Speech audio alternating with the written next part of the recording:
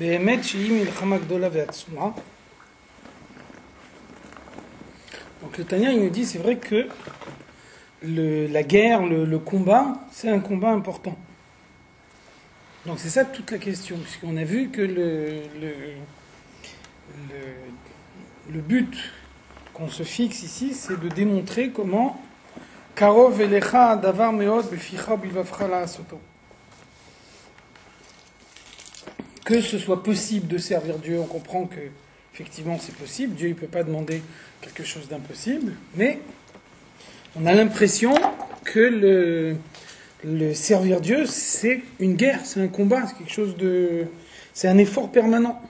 Donc on dit qu'il faut servir Dieu, on peut le comprendre. Par contre, comment on peut dire que c'est facile ? Donc ça, c'est l'idée que le Tanya introduit ici, c'est que la facilité ne veut pas dire qu'il n'y a pas de combat. On peut dire c'est facile, ça veut dire que l'issue est certaine, ça veut dire qu'on est sûr de disposer des forces nécessaires. Par contre, la facilité ne dispense pas du combat. C'est pas parce qu'on dit que c'est facile qu'il ne faut pas se battre. Chez Milchama Gdola ve'atzuma, c'est une guerre intense. Lishbor ayetzer aboer kaesh lehava. Au moment où le Yetzer Hara brûle comme une flamme, là, effectivement, la guerre est une guerre intense. Donc ça, c'est toute l'idée qu'on a soulignée avant.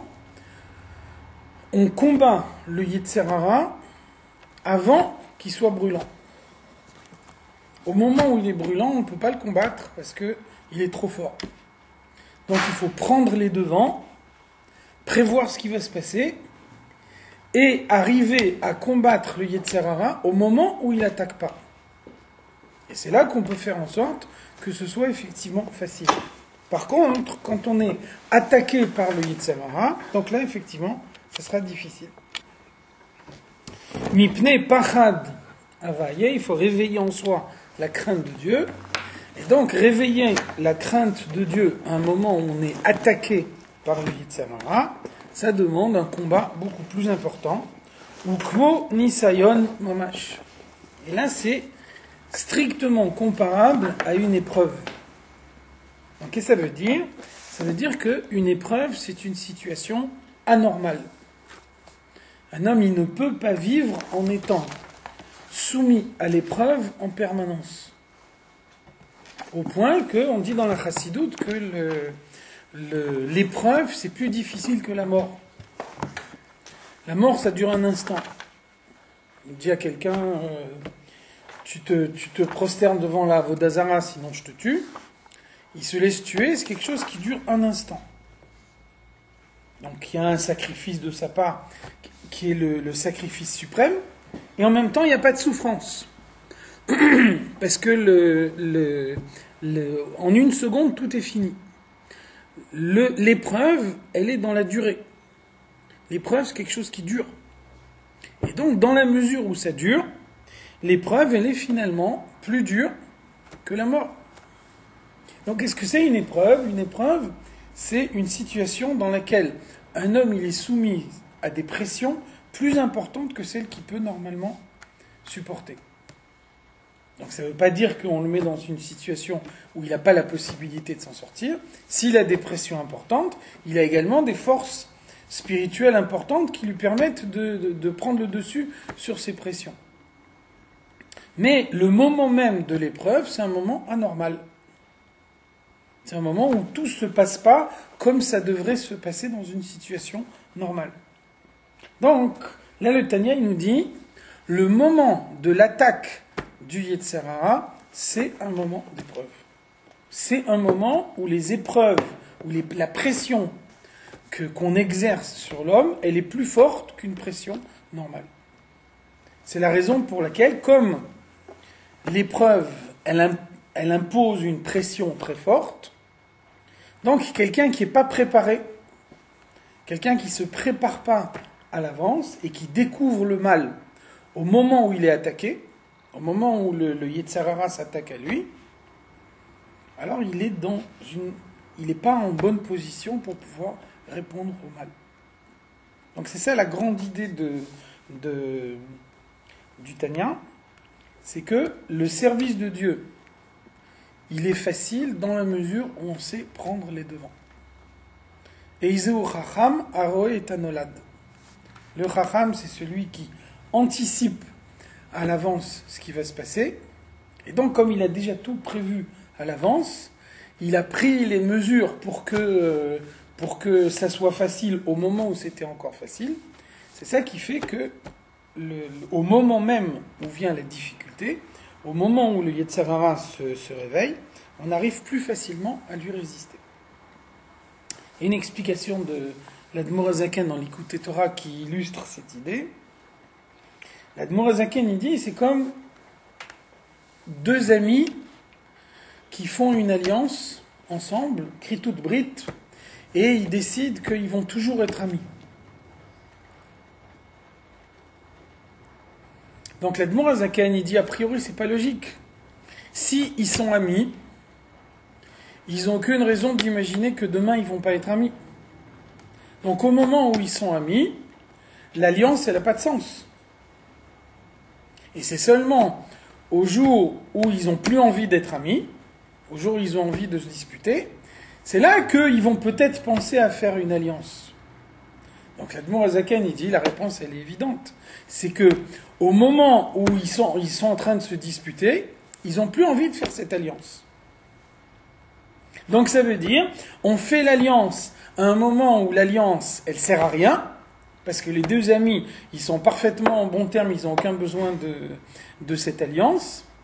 Et c'est parce qu'ils ont fait cette alliance au moment où ils n'en avaient pas besoin, que au moment où ils vont en avoir besoin, alors là, ils vont décider de peut-être qu'ils se seraient disputés, peut-être que la dispute, elle a un véritable motif de dispute, et ils vont pas arriver à se disputer parce qu'ils vont sentir que du fait de cette alliance, ils ont pris un engagement et ils sont obligés de respecter l'engagement qu'ils ont pris eux-mêmes. Donc ça veut dire, la conclusion de cette image, c'est quoi ? C'est que c'est quand le moment le plus propice pour lutter contre le mal, c'est au moment où le mal n'est pas là. Même on n'y pense pas. Justement, il faut y penser. C'est ça, prendre les devants.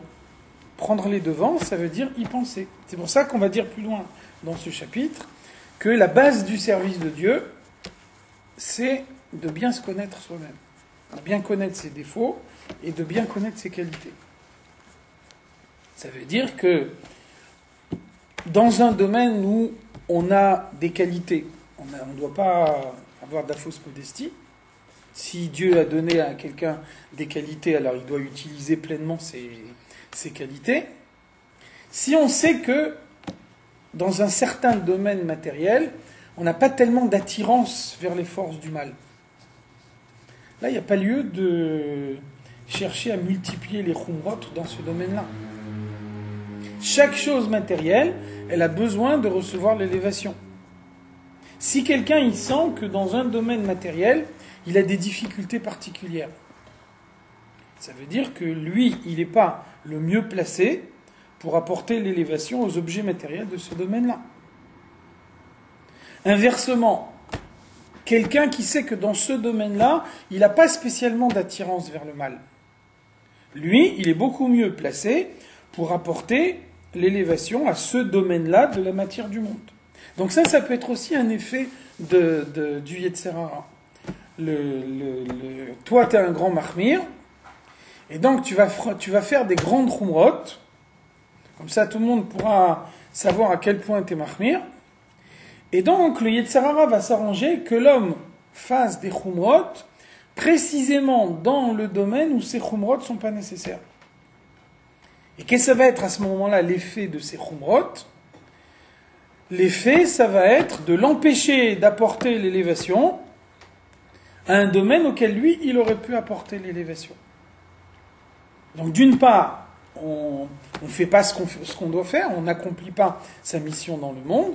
D'autre part, le Yetzer Hara, il va prendre le prétexte des khumrot qu'on fait dans un certain domaine pour dispenser de khumrot dans un domaine où au contraire elles sont très nécessaires. Tu peux pas être mahmir en tout. Sinon, tu vas avoir une vie d'enfer. Donc déjà, tu as fait des khumrot dans tel domaine, ça suffit. C'est pas la peine d'ajouter également des khumrot dans tel autre domaine. Et donc, il va s'arranger pour que les khumrot, elles portent sur le domaine dans lequel elles sont pas nécessaires. Et c'est ça ce qui va avoir pour conséquence que là où elles sont nécessaires, on ne les fera pas. Donc comment est-ce qu'on prévient cette situation-là ? On prévient cette situation-là en se connaissant soi-même. En connaissant à la fois ses points forts et ses points faibles. Quand on sait qu'on a un point fort, ça veut dire qu'on peut utiliser ce point fort. Ça veut dire que on a la possibilité d'apporter les choses du monde, l'élévation aux choses du monde dans ce point fort. Donc il ne faut pas avoir de fausse modestie. Chaque fois qu'on sait qu'on a un point fort, il faut l'utiliser pleinement. Si par contre on a un point faible, alors il ne faut pas faire Ufaratsta avec son Yetzer Hara. Il faut savoir que si on a un Yetzer Hara dans un certain domaine, plus fort que d'autres, alors il faut savoir faire des khumrot. Il faut savoir se retirer de situations dans lesquelles on se met soi-même en danger. Alors que d'autres personnes qui n'ont pas une même attirance vers le mal dans ce domaine-là, Dieu n'attendra pas d'eux de faire le même niveau de khumrot. Donc c'est ça toute la base. C'est que chacun il doit savoir dans quel domaine il a besoin de faire un effort, dans quel domaine l'effort il est inutile. Et donc, si on sait prendre les choses à l'avance, si on sait lutter contre le mal au moment où le mal ne se présente pas encore, alors c'est là que servir Dieu, ça devient effectivement Karov Elecha Davar Meod, ça devient quelque chose de facile. Si vous reprenez l'exemple d'Admour Azaken qu'on a donné tout à l'heure, vous prenez deux amis, au moment où ils sont en pleine amitié, vous leur demandez de faire une alliance ensemble. Ils vont s'engager mutuellement à ne jamais se disputer. À un moment où ils sont amis, c'est pas difficile. Ils le font très facilement. Vous leur demandez un engagement, ils sont prêts à faire cet engagement très facilement. Par contre, à un moment où ils se sont disputés, là au contraire, si on leur demande le même engagement, là le même engagement il devient très difficile.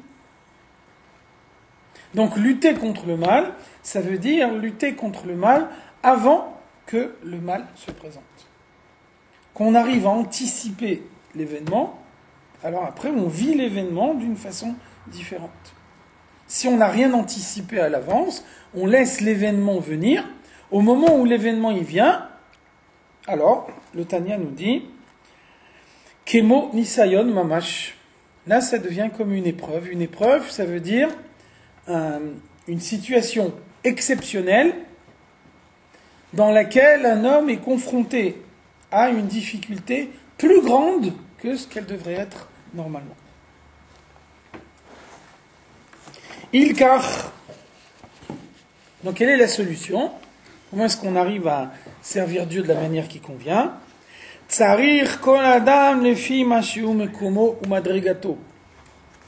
Il faut que chacun connaisse son endroit et que chacun connaisse son niveau be'avodat Hashem dans le service de Dieu. Ça veut dire que chacun a son rythme, chacun il a son niveau à lui, et donc ça veut dire que des fois on s'aperçoit, on voit couramment dans la pratique qu'en voulant avancer trop vite, on perd tout. Alors il faut bien comprendre ça. Ce que le Tanya il dit, c'est pas une invitation à avancer doucement. Il faut bien comprendre ce que le Tanya il veut dire. Ça veut dire que quelqu'un qui fume deux paquets de cigarettes par jour, vous allez lui demander du jour au lendemain de tout arrêter. Il va se sentir mal. On ne peut pas passer immédiatement d'un extrême à l'autre. Même si on va dire, il a parfaitement compris que c'est nocif de fumer, il a parfaitement compris que tout ce qu'il a fait jusqu'à maintenant, il faut changer complètement. On ne peut pas non plus effacer le poids du passé du jour au lendemain. Donc c'est uniquement dans la mesure où l'avancement il est progressif que ce sera un avancement véritable. Alors, c'est quoi la mesure ? C'est quoi la prina ? Qu'est-ce qui permet de savoir ce qu'on doit faire et ce qu'on ne doit pas faire? Alors il faut savoir jusqu'où on peut aller. Il faut savoir le maximum de l'effort qu'on est capable de fournir à l'instant précis où on a une décision à prendre dans le service de Dieu. Et donc, ça veut dire, c'est pas honteux de dire, voilà, moi j'ai un très grand Yetzer Hara dans tel domaine, je suis conscient que ce que je fais, c'est pas bien, je voudrais me débarrasser de ce défaut, mais jusqu'à maintenant, je suis pas arrivé à trouver toutes les forces spirituelles en moi. Donc, dans un premier temps, je vais décider de retirer 30% de ce que je fais. Jusqu'au jour où je sentirai que les 30% que j'ai retirés, elles sont devenues pour moi une situation naturelle. Les 30% que j'ai retirés, j'arrive à un stade où ça me manque plus du tout. Quand je sens que ça me manque plus du tout, c'est le signe qu'il faut ajouter. Il faut enlever encore 30% supplémentaires. Par contre, je veux tout enlever 100% du premier coup, on s'aperçoit qu'on n'y arrive pas. C'est impossible. Alors c'est ça l'épreuve. C'est ça le Nisayon. Donc ça veut dire, ça pour ça qu'on dit, il faut bien connaître son niveau, il faut arriver à bien comprendre ce qu'on est soi-même, et c'est en arrivant à comprendre ce qu'on est exactement qu'on doit savoir doser. Et donc le dosage dans le service de Dieu, il est indispensable. Donc il y a deux choses, il y a deux règles très importantes. La première règle, c'est pas passer d'un extrême à l'autre, pas vouloir tout faire tout de suite. Et la deuxième règle, c'est d'avancer. À son rythme, il y en a un qui avance plus vite, un autre, il avance plus lentement. Par contre, il ne faut pas stagner. Il ne faut pas se dire, voilà, ce que j'ai fait, c'est pas si mal, donc je me repose sur mes lauriers, je m'arrête à ce que j'ai fait jusqu'à maintenant, et puis je ne vais pas plus loin. Finalement, ce que j'ai fait, c'est pas mal par rapport à d'autres personnes qui ont fait beaucoup moins que moi. À partir du moment où on raisonne comme ça, on arrête de servir Dieu. Le service de Dieu, c'est l'effort. Le service de Dieu, c'est ne pas se contenter de la situation dans laquelle on est maintenant, mais faire un effort. Ça veut dire qu'on peut imaginer quelqu'un qui applique parfaitement toutes les mitzvot, qui est irréprochable dans son comportement, et qui, malgré tout, ne sert pas Dieu. Parce que tout ce qu'il fait, il le fait naturellement, sans aucun effort de sa part. Il a reçu une bonne éducation, il est né dans une bonne famille, il n'a jamais été particulièrement attiré par aucun domaine du mal, etc. Donc, il a un comportement irréprochable depuis sa naissance, en faisant ce qu'on l'a toujours habitué à faire, en suivant l'éducation qu'il a reçue jusqu'à maintenant, mais à aucun moment ça n'a appelé un effort de sa part. Et donc il aura un comportement irréprochable, et en même temps on va dire il n'a pas servi Dieu. Inversement, vous pouvez avoir quelqu'un qui est encore très très loin de pouvoir dire qu'il a une pratique intégrale de toutes les mitzvot, et malgré tout, on peut dire de lui que c'est quelqu'un qui sert Dieu en permanence. Parce que le peu qu'il fait par rapport à l'autre, ça appelle de sa part un effort permanent. Il vient de beaucoup plus loin, il a beaucoup plus d'attirance naturelle vers le mal, il a beaucoup plus de domaines sur lesquels il doit lutter.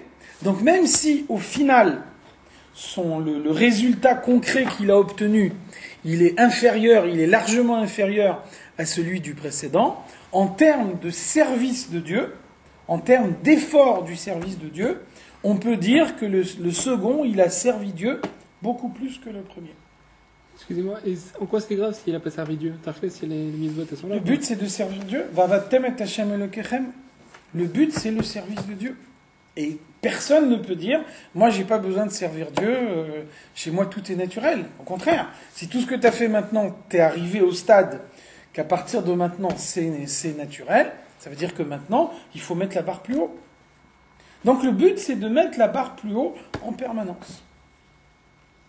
Et ça veut dire servir Dieu. Et donc, vous voyez bien que la pratique des mitzvot, elle a une définition objective.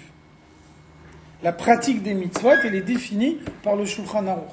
Le Shulchan Aruch, il s'applique à tout le monde de la même façon. On ne peut pas dire, il applique le din de telle façon, un autre, il applique le din de telle autre façon. Le Shulchan Aruch, il s'applique à tout le monde de la même façon. Il y a un mot dans la Chassidoute, on dit, les tfilines qui permettent aux juifs le plus simple d'accomplir la mitzvah des tfilines, elles permettent également à Moshe Rabbeinu d'accomplir la mitzvah des tfilines. Il n'y a pas des tfilines réservées aux tzadikim et des tfilines réservées aux juifs simples. Ça n'existe pas.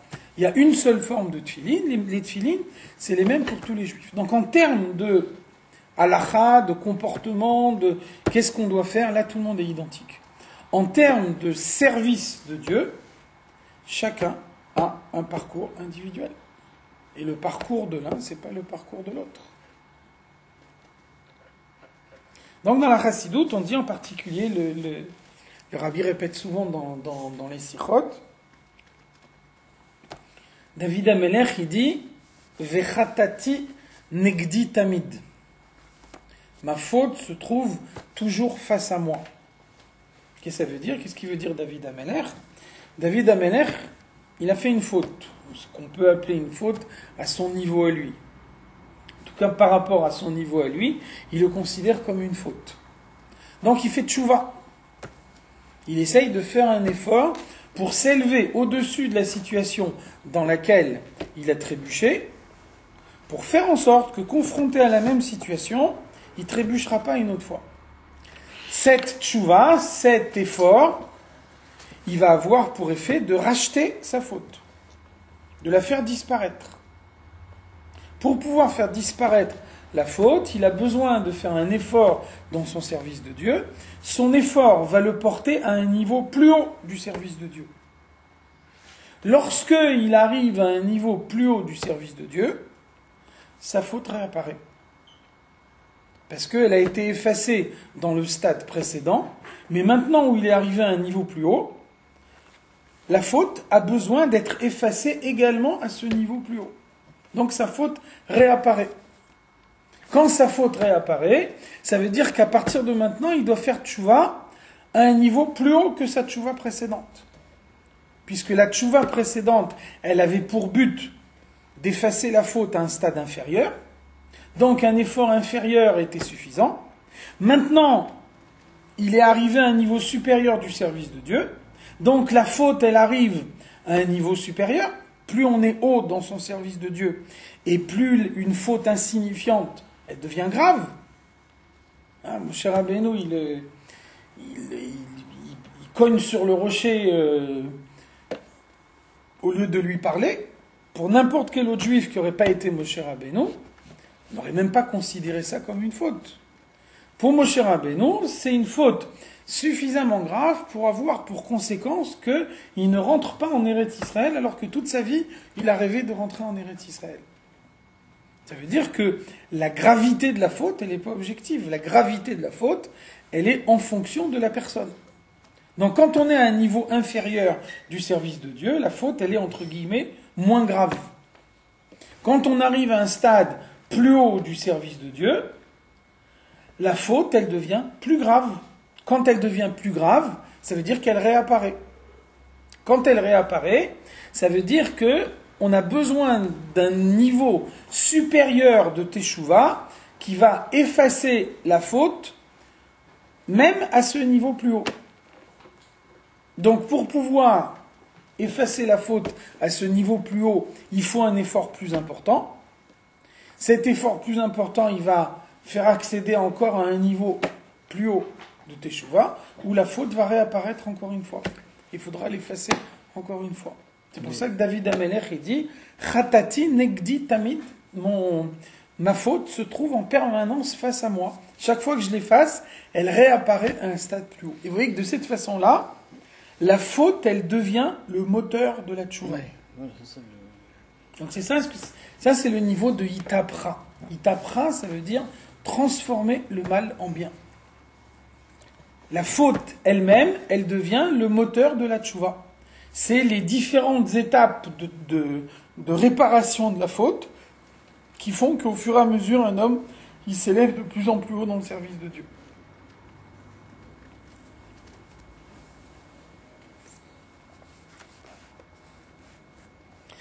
Donc, qu'est-ce que ça veut dire bien se connaître? Qu'est-ce que ça veut dire savoir exactement où on en est? L'ishkol velifron be'atzmo. L'ishkol, sous-peser. Velifron, et déterminer. L'ishkol, ça veut dire observer la situation de façon évidente. L'ishkol, ça veut dire peser sur une balance. Quand vous pesez sur une balance, vous mettez quelque chose sur les deux plateaux de la balance, donc vous voyez qu'il y a un des deux plateaux qui est plus bas que l'autre. Donc la balance, elle vous met en évidence ce qui est déclaré, ce qui est évident. La balance, elle ne vous met pas en évidence tout ce qui est caché. L'ifron, ça veut dire il faut rechercher également ce qui est caché.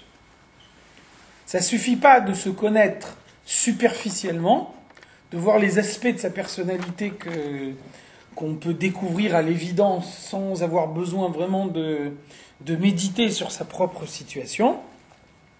L'ifron, ça veut dire rechercher à l'intérieur de soi-même pour arriver à déterminer même les tendances cachées. Tout ça, c'est indispensable pour pouvoir se dire « je me connais bien moi-même, je sais exactement qui je suis ». Imhu oved Hashem, est-ce qu'il sert Dieu? Be'erech ou prinat milchama atsuma kazu, en fonction de la guerre que le Yetzer Hara mène contre lui, venisayon kazé, et de l'épreuve que le Yetzer Hara lui impose. Et là, vous voyez, en fait, toute la valeur de Avodat Hashem. C'est ça, toute la valeur de Avodat Hashem, c'est que, est-ce que mon comportement est conforme à la volonté de Dieu ou pas? Vous voyez que répondre à cette question, c'est très facile. J'ouvre le Shulchan Aruch, je regarde dans le Shulchan Aruch qu'est-ce que j'ai le droit de faire et qu'est-ce que j'ai pas le droit de faire. Et donc, en lecture directe, sans aucune difficulté, en regardant ce qui est écrit dans Shulchan Aruch, je peux dire mon comportement à cet instant précis est conforme ou n'est pas conforme à la volonté de Dieu. Par contre, si on vous pose la question, est-ce que en ce moment je suis en train de servir Dieu? Là, vous voyez que la réponse, elle est beaucoup plus difficile. Parce que ça, c'est pas écrit dans Shulchan Aruch. Ça, c'est un parcours personnel. Et donc, pour répondre à cette question, il faut bien se connaître soi-même. On dit, la Gemara nous dit, Ashir amevi korban ani lo yatsa. Un riche, il apporte un korban dans le Beth Amikdash, il est obligé d'apporter un bœuf. Un pauvre qui n'a pas les moyens, il apporte un pigeon dans le Beth Amikdash, et ça s'appelle déjà qu'il a apporté un korban. Donc ça veut dire, le riche, il peut très bien se dire, puisque le pauvre, quand il apporte un pigeon, il est considéré comme ayant offert un sacrifice, donc il n'y a pas de raison. Si le pigeon, il est suffisant pour lui, le pigeon, il peut être suffisant pour moi. Alors c'est là que le parcours personnel de chacun, il intervient. Et donc, quand quelqu'un, il apporte un pigeon, parce que réellement, en apportant un pigeon, il va à la limite de ses moyens, dans sa situation actuelle, il ne peut pas faire plus, alors pour lui, son pigeon, il s'appelle réellement un korban. Par contre, quelqu'un qui pourrait faire beaucoup plus, mais il se limite à faire moins, même si le moins qu'il fait, c'est une action positive, ça s'appelle ne pas servir Dieu.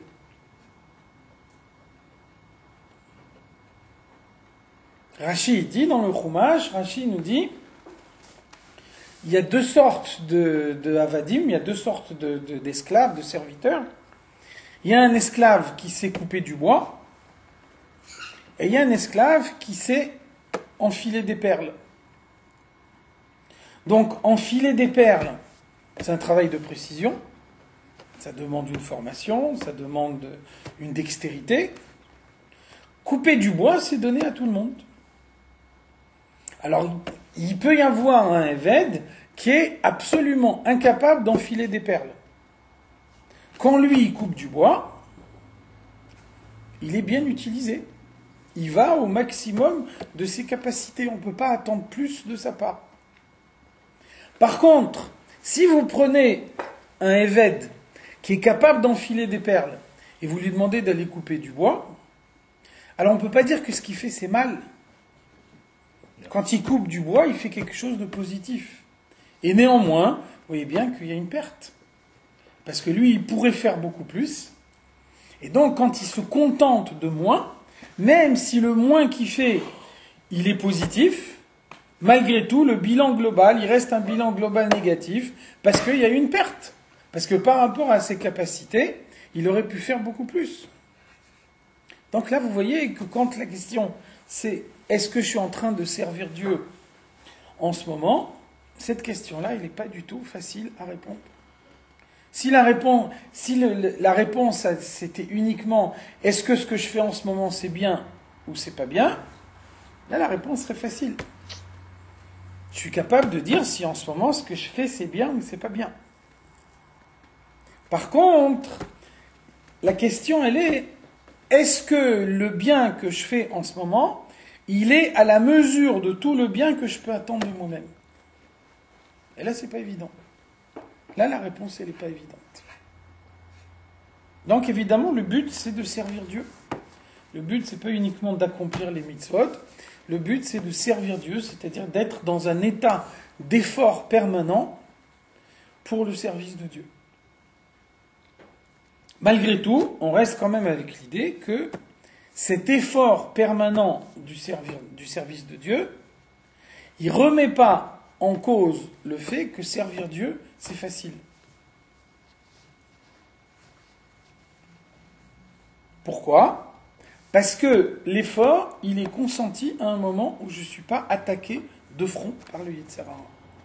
Lorsque je n'ai pas une attaque de front du Yetzer Hara, lorsque, selon l'image de tout à l'heure, les deux amis, ils sont amis, donc là, toutes les bonnes décisions que je peux prendre pour servir Dieu, elles sont effectivement des décisions positives.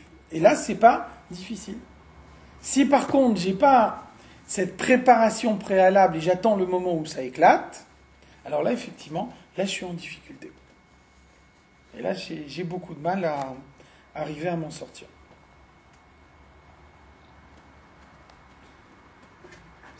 Biprinat ve'asetov.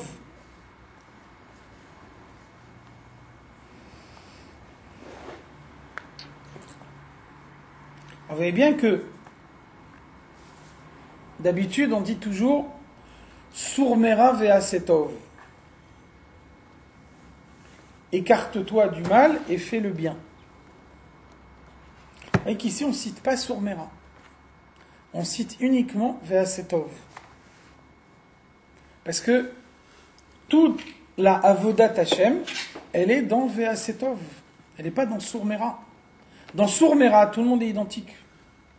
À partir du moment où le mal, il est mal, il faut s'écarter du mal. On ne peut pas dire je fais du mal et quand même je sers Dieu, c'est pas possible. Donc il n'y a pas de notion de Avodat Hashem dans Surmera. Surmera, ça veut dire rattacher, rejeter le mal. Et donc rejeter le mal, tout le monde est identique dans son rejet du mal. Par contre, Asetov fait le bien. Alors c'est là que c'est beaucoup plus difficile à déterminer. On peut imaginer que ce que je fais, c'est bien, mais par rapport à mon niveau à moi, qui pourrait faire beaucoup plus que ça, ce bien-là, il va être considéré comme du mal. Et pourtant, j'ai fait que du bien. J'ai des capacités intellectuelles qui me permettent d'étudier la Torah très profondément. Et puis, je me contente d'étudier des choses très faciles. Ce que je pourrais étudier même si j'avais des capacités intellectuelles beaucoup plus limitées. Concrètement, j'ai étudié la Torah. Je ne suis pas resté sans rien faire. Pendant tout ce temps-là, j'ai étudié la Torah. Et quand même si j'ai étudié la Torah que j'ai étudiée, c'est une mitzvah, je suis considéré comme ayant étudié la Torah pendant tout ce temps-là, etc. On dit que un homme, il doit utiliser au moins le tiers de son temps, les 8 heures chaque jour, à répéter les mots de la Torah. Quelqu'un, il répète ces mots-là, c'est inclus dans les 8 heures où il doit répéter des mots de la Torah. Malgré tout, est-ce que cette étude de la Torah, elle a été un acte du service de Dieu? Non. Puisqu'on n'a pas été au fond de toutes les capacités intellectuelles qu'on peut avoir. Ça veut dire qu'on peut imaginer que cette étude de la Torah, qui est une action positive, elle soit inspirée par le Yetzer Hara. Assis-toi et dis Tehillim. Très important de dire Tehillim. Et donc, tu n'es pas obligé d'aller au shiur de Gemara parce que il faut dire Tehillim. C'est important de dire Tehillim. Donc, ça veut dire le fait de dire Tehillim, chacun y comprend bien qu'on ne peut pas dire c'est une avéra de dire Tehillim. Maintenant, quand le fait de dire des Tehillim, c'est un prétexte qui est utilisé par le Yetzer Hara pour empêcher quelqu'un d'aller étudier la Gemara, vous voyez bien que tout d'un coup, c'est plus les mêmes Tehillim, c'est plus la même chose.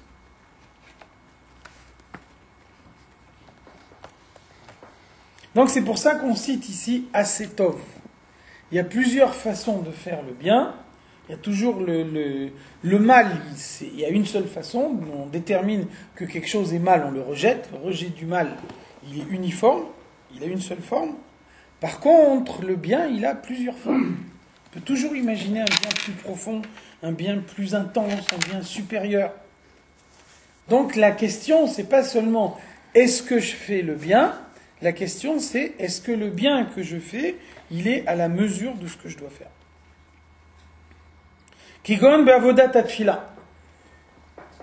Autre exemple, on a vu l'exemple de l'étude de la Torah. Donc l'exemple qui est donné par le Tanya, c'est l'exemple de la tfila. Bekavana lishpor nafsho lifne Hashem. Un homme, il doit vraiment utiliser le moment de la tfila pour se déverser devant Dieu. Bechol kocho mamash. Vraiment, réellement, de toutes ses forces. Ad mitsuya nefesh. Jusqu'à rendre l'âme. En utilisant toutes ses forces, jusqu'à l'épuisement. Leilachem im gufo venefesh abahamit shebo.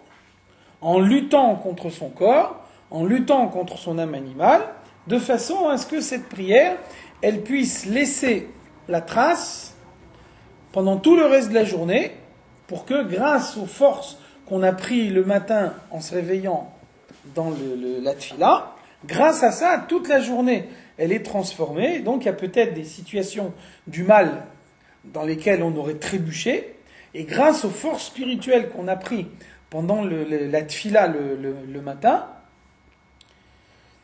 alors on arrive à surmonter les moments difficiles de la journée. Donc vous voyez bien que, comme dans l'étude de la Torah, on peut étudier, on peut lire des Tehillim, on peut étudier du Chumash, on peut étudier de la Gemara, on peut étudier les commentaires les plus profonds. De la même façon, dans la Tfila, on peut répéter des mots, on peut être conscient de la signification de chaque mot qu'on prononce, mais sans chercher à aller plus loin que ça.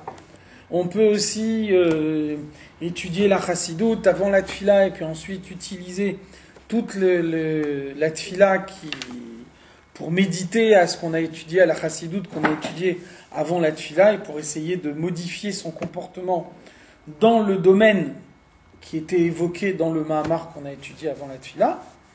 Donc vous voyez qu'il y a plusieurs niveaux dans la tfila. Donc c'est la même chose, quelqu'un qui prie avec Pirush Hamilot. Ça veut dire, il prend le temps, chaque fois qu'il sort un mot de sa bouche pendant tout le temps de la tfila, il prend le temps de réfléchir à la signification du mot qu'il est en train de prononcer. On peut dire, surtout de nos jours, c'est vraiment un niveau dans la tefila. Il y a tellement de gens qui prient machinalement, sans même réfléchir au sens des mots qu'on dit. Quelqu'un qui est capable de vraiment se concentrer d'un bout à l'autre de la tefila, et que chaque fois qu'il dit un mot dans cette tefila, il comprend le sens de ce mot, on peut dire que c'est déjà un certain niveau de perfection de la tefila.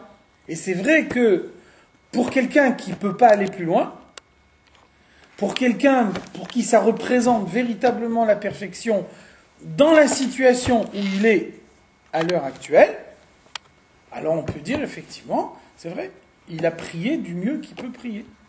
Maintenant, imaginez quelqu'un qui pourrait étudier un Mahamar très profond avant la tefila, et ensuite avoir pendant toute la tefila une méditation à ce Mahamar profond, de telle façon que cette méditation, elle modifie sa personnalité, et qu'après la tefila, il soit transformé par rapport à ce qu'il était avant la tefila, et qu'ensuite il affronte le reste de la journée en étant complètement différent. Si ce bonhomme-là, il s'est contenté de prier uniquement avec Pirouche Hamilot, même si Pirouche Hamilot, c'est un niveau de la tefila, mais lui, par rapport à ses capacités, par rapport à ce qu'il aurait pu faire, par rapport à ce que la tefila, elle aurait pu lui apporter, alors on peut dire que pour lui, cette tefila, elle n'était pas bien.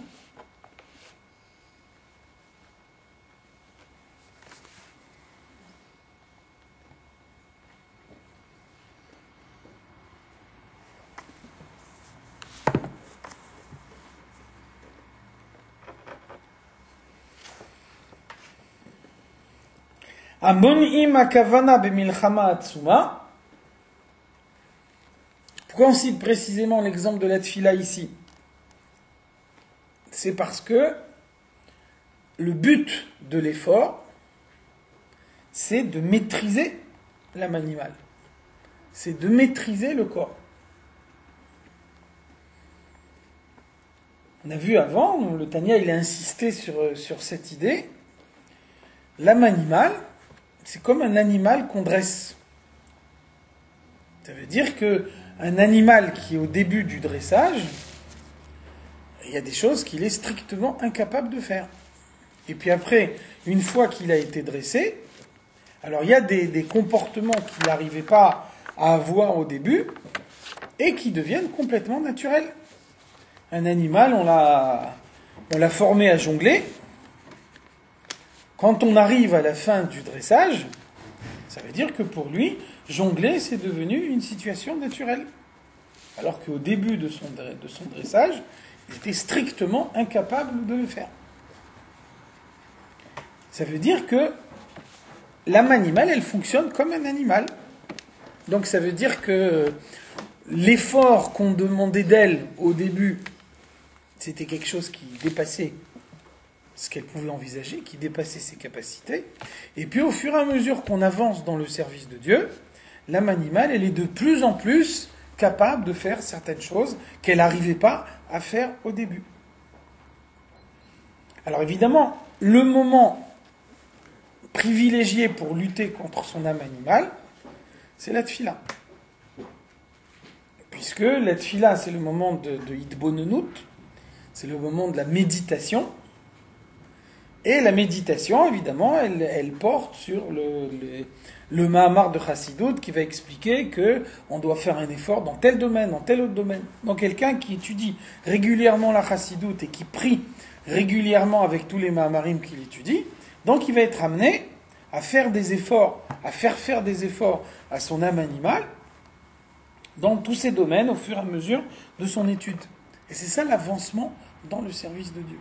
Donc le moment privilégié de tout ça, c'est la tefila.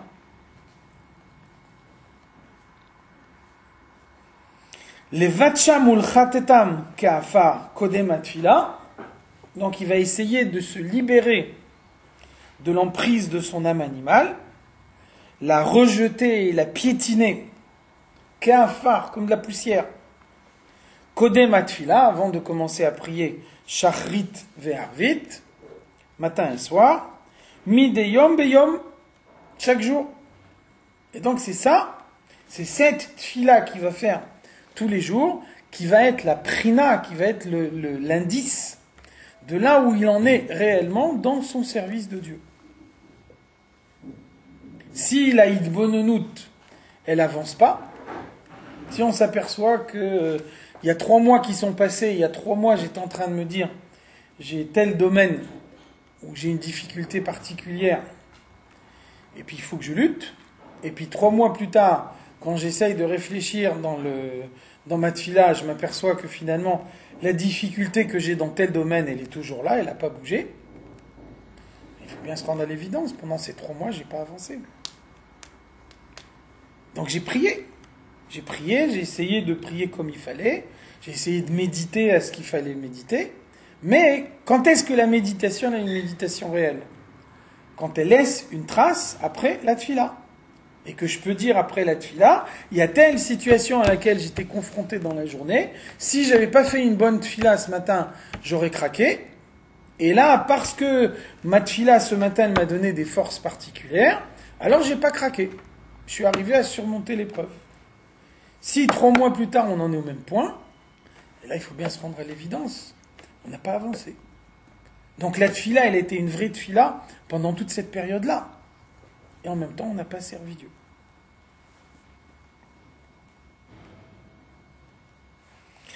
Liageatzmo, donc ça veut dire que la tfila, c'est un moment d'effort. Bigiat nefesh, bigiat bassa, aussi bien un effort moral qu'un effort physique, parce que les deux sont liés. Moshe Katou, les Kaman Barichut, on y reviendra plus longuement par la suite. Donc le Baal Shem Tov, il disait, survivre à la tfila, c'est un miracle. Ça veut dire, le moment de la tfila, un homme, il est tellement en prise directe avec tout le mal qui est à l'intérieur de sa personnalité. D'un autre côté, on lui donne tellement de possibilités d'élévation qu'avec tout ce qui se dévoile devant lui pendant la tfila, s'il arrive à survivre, alors c'est qu'il y a un miracle qui s'est passé. Donc ça veut dire, l'effort, c'est un effort permanent. Il y a des moments où on voit plus clairement les choses.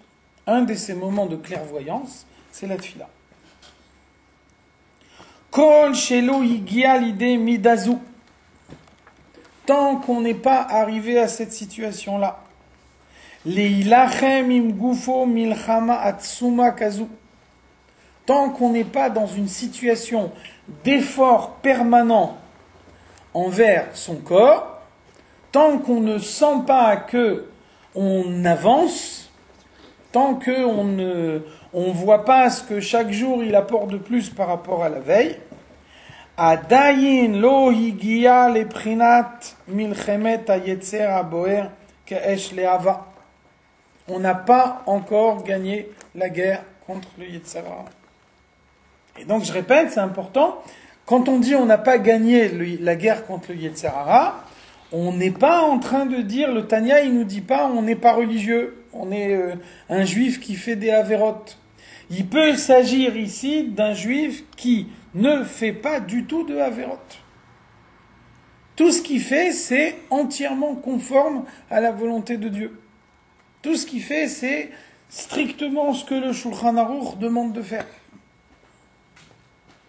Malgré tout, dans la mesure où ça n'appelle pas un effort de sa part, dans la mesure où c'est uniquement une situation naturelle, alors le Tanya il nous dit, il est vaincu dans le combat. Il a perdu la guerre contre le Yetzer Hara. Liyot nichna venishbar mipne pachad avaye. Il n'est pas arrivé à se soumettre à Dieu, à briser sa personnalité devant Dieu. Et donc, ça veut dire que le corps, chez lui, il a encore ses exigences. Le corps, il a encore besoin qu'on fasse attention à lui. Donc, on fait attention au corps avec uniquement des aliments cachers qui ont tous les tampons de cache-route, etc. Donc à partir du moment où tout ce qu'on mange c'est cachère, on ne fait pas une avéra. Un homme il peut pas, il doit pas jeûner, il doit manger. À partir du moment où ce qu'il mange c'est cachère, on ne peut pas dire qu'il a fait une avéra en mangeant. D'un autre côté, tant que l'effort de ce qu'il mange n'est pas là, ça veut dire que pendant tout le temps qu'il mange, il ne sert pas Dieu. C'est un moment qui est étranger au service de Dieu.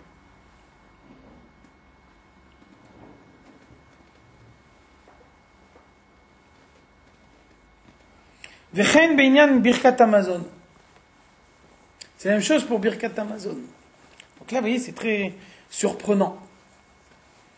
On a parlé avant de avodat atfila. Avodat atfila, ça veut dire un homme il prie, il consacre quand même un certain temps chaque jour à la prière. On comprend bien que la prière, elle demande un certain effort. Ça ne suffit pas de dire des mots qui sont écrits dans un sido. Il faut quand même un minimum de concentration au moment où on fait la tfila. Juste après la tfila, qu'est-ce qu'on nous cite? Birkat Amazon. Quel rapport entre les deux? Vechon birkat aneinim. Non seulement birkat Amazon, mais toutes les brachot. Prends un verre d'eau, shakol niya bidvaro. Viens mitzvot. Avant de mettre les tfilines, on fait une bracha sur les tfilines. Alors qu'est-ce que ça veut dire? Qu'est-ce que le Tanya il vient nous dire ici? Qu'est-ce que ça veut dire faire une bracha sur ce qu'on va manger? Faire une bracha sur ce qu'on va manger, ça veut dire se trouver dans une situation intermédiaire. Se trouver dans une situation qui va aboutir à une autre situation. Moi, ce que je veux maintenant, c'est boire un verre d'eau. J'ai soif, je veux boire un verre d'eau. Donc, si j'ai soif et je veux boire un verre d'eau, je sais que il faut faire la bracha. Mais en fait, au moment où je fais la bracha, je pense au verre d'eau que je vais boire après.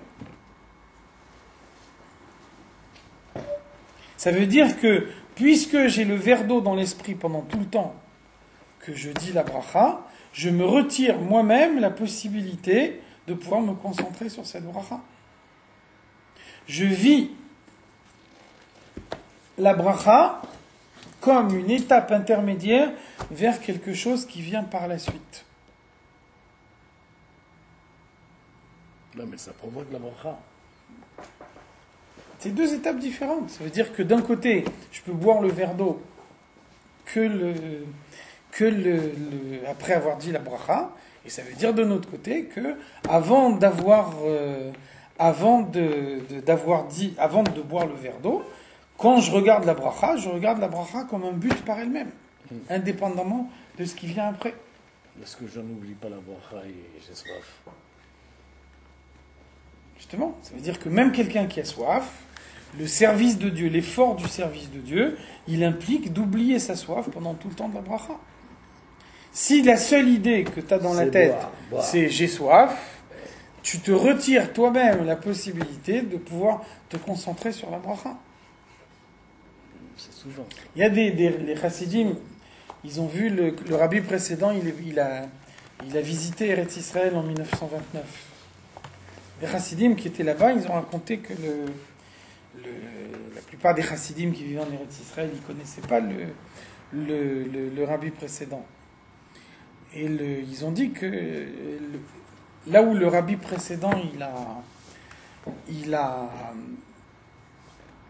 surpris tout le monde, c'est que, par exemple, le rabbi il va au kever d'un tzaddik.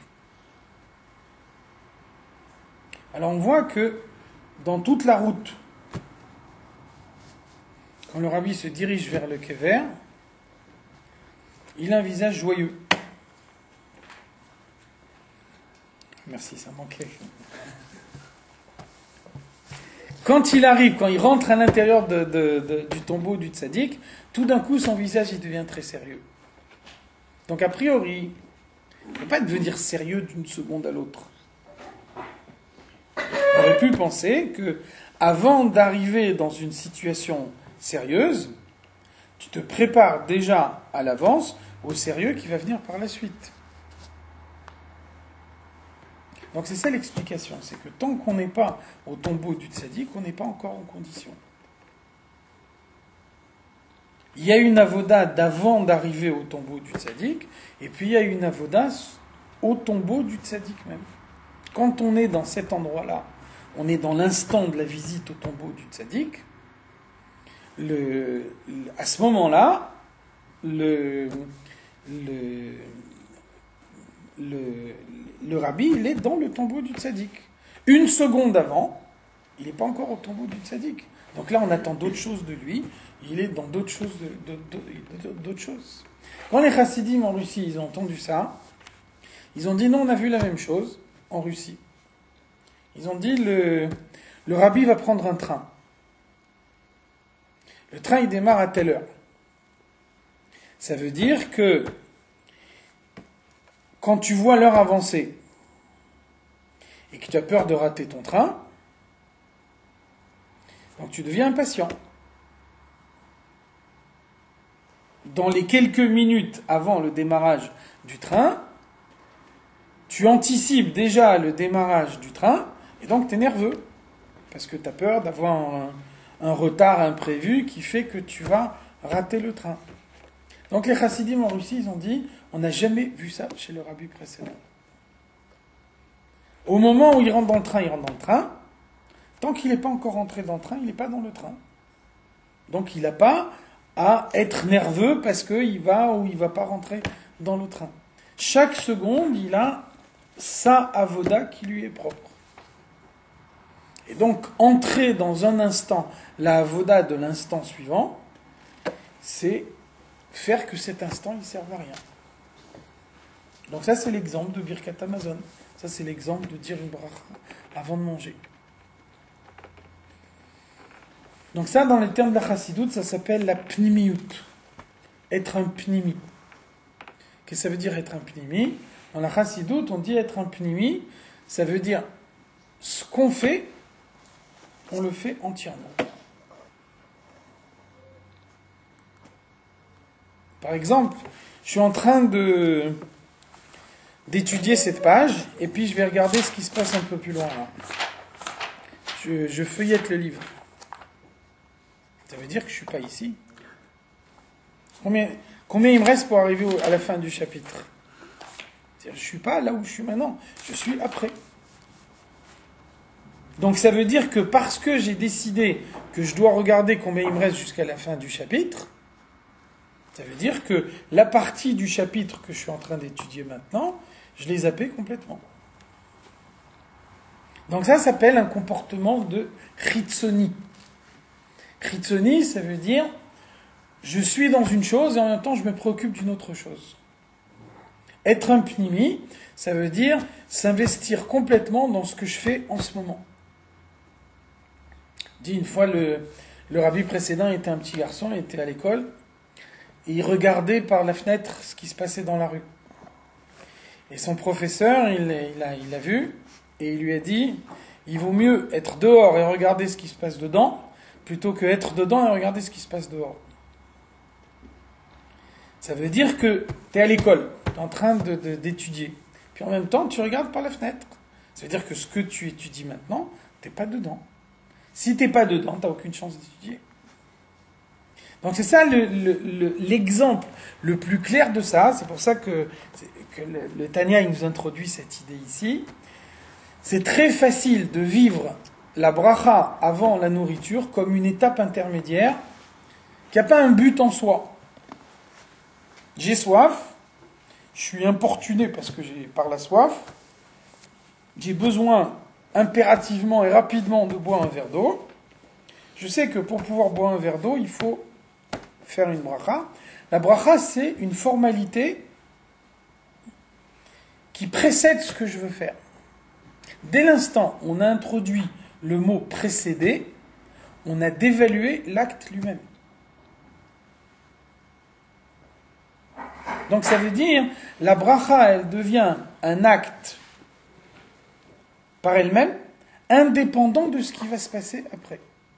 Même si c'est le fait de boire un verre d'eau qui déclenche la bracha, ça n'empêche pas que la bracha et le verre d'eau, c'est deux choses différentes.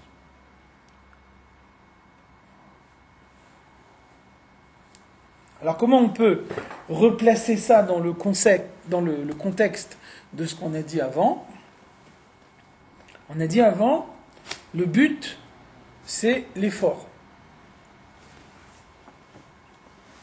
Lorsqu'il n'y a pas d'effort, même si la pratique, elle est parfaite, une pratique parfaite sans effort,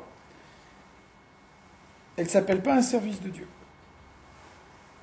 Donc d'abord, on nous illustre qu'est-ce que c'est l'effort. Comment on illustre ce que c'est l'effort? Avec ce qu'on a introduit par la tfila. Après, deuxième condition. On a vu la nécessité de l'effort. Deuxième condition, il faut être dedans. Donc ça, c'est pour ça que juste après avoir parlé de la tfila, on parle de la bracha. Il n'y a aucune possibilité de considérer une étape comme intermédiaire vers une autre étape et de faire un effort. L'effort, il est toujours appliqué au stade qui est jugé comme final. À partir du moment où je considère un stade comme un stade intermédiaire vers une autre chose, en la chassidoute, ça s'appelle Ratson Emtsa'i.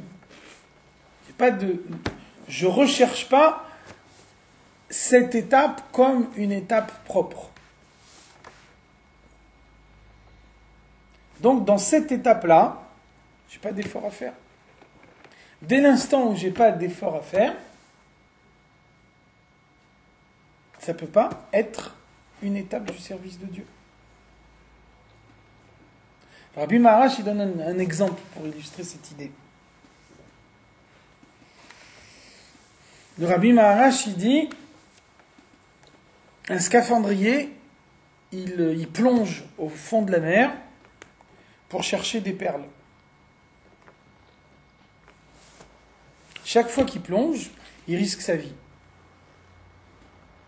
Donc c'est pas de gaieté de cœur que l'homme il risque sa vie. Ça veut dire que s'il y avait n'importe quel autre moyen de se procurer des perles sans avoir besoin de plonger au fond de la mer, il ne plongerait pas. Alors donc, Rabbi Maharash, il nous dit, si vous dites à cet homme-là, est-ce que tu veux plonger au fond de la mer? Il va dire oui. Si vous lui dites, est-ce que tu veux des perles? Il va dire oui également. Et vous voyez que les deux oui, ils ne sont pas du tout identiques. Le oui de je veux plonger au fond de la mer, c'est un oui parce que je ne peux pas faire autrement. Par contre, le oui de je veux des perles, c'est un oui final. Donc, dans le oui final de je veux avoir des perles, là, il va s'investir complètement. Dans le oui de je veux plonger au fond de la mer, il s'investira jamais. Il va faire juste ce qu'il faut et pas plus. Il est conscient qu'au moment où il plonge au fond de la mer, il risque sa vie. Ça veut dire qu'il ne va jamais risquer sa vie inutilement. Chaque fois qu'il risque sa vie, c'est parce qu'il ne peut pas faire autrement. Donc la différence entre le Ratson Emtsaï et le Ratson final, c'est que dans le Ratson Emtsaï, il va faire juste ce qu'il faut et pas plus. Dans le Ratson final, c'est là qu'il va introduire tout son effort. Dès l'instant où il ne s'investit pas, il n'y a pas de service de Dieu. Il ne sert pas Dieu. Et le Ratson, ça, il n'est pas lié au Ratson final. Si on lui demande, tu veux plonger, oui, c'est parce qu'il est lié au Ratson final que l'effort il devient impossible. Tu ne peux faire un effort que sur un acte que, au moment où tu le fais, tu le considères comme final. À partir du moment où tu considères que l'action que tu fais maintenant, elle n'a pas de valeur intrinsèque, mais elle est uniquement une étape préliminaire pour pouvoir aboutir à autre chose, ce raisonnement-là, il t'interdit l'effort. Puisque ce n'est pas un but en soi,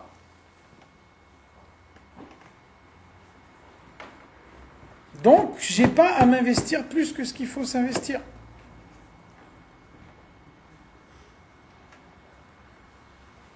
Tu as besoin de préparer un examen. On te dit, tel sujet, tu es sûr qu'il ne passera pas à l'examen. Ce sujet-là, tu ne l'étudies pas. Pourtant, on peut dire, ce sujet-là, il fait partie de la matière que tu apprends. Ça veut dire que si tu n'as pas étudié ce sujet-là, tu connaîtras pas la totalité de la matière. Il y a un aspect de cette matière qui va t'échapper. Malgré tout, ce sujet-là, on ne l'étudie pas. Pourquoi ? Parce que le but, c'est pas de connaître la matière, le but, c'est d'avoir l'examen. Donc, on n'étudie pas cette discipline pour connaître cette discipline. On étudie pour avoir un diplôme. Donc, à partir du moment où ce n'est pas un but en soi, on se refuse soi-même la possibilité de faire un effort. Moi, j'étudie pour l'examen. Si à l'examen, je suis sûr que ce sujet, il sort pas, je fais l'impasse, je l'étudie pas. Donc, c'est ce que le Tanya il nous dit ici. À partir du moment où une situation, elle est vécue comme intermédiaire vers une autre situation, ça veut dire que l'effort, il devient impossible. Quand l'effort, il devient impossible, ça veut dire que ça n'est plus un acte du service de Dieu. Donc l'exemple le plus clair de ça, c'est la bracha.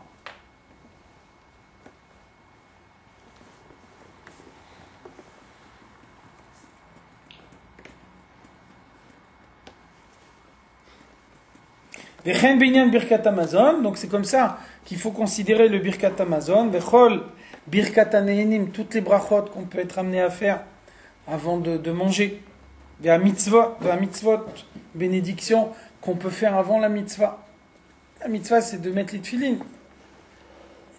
On fait une bracha avant de mettre les tefilines, mais quand même, la bracha, c'est pas la mitzvah. La bracha, c'est mettre les tefilines concrètement.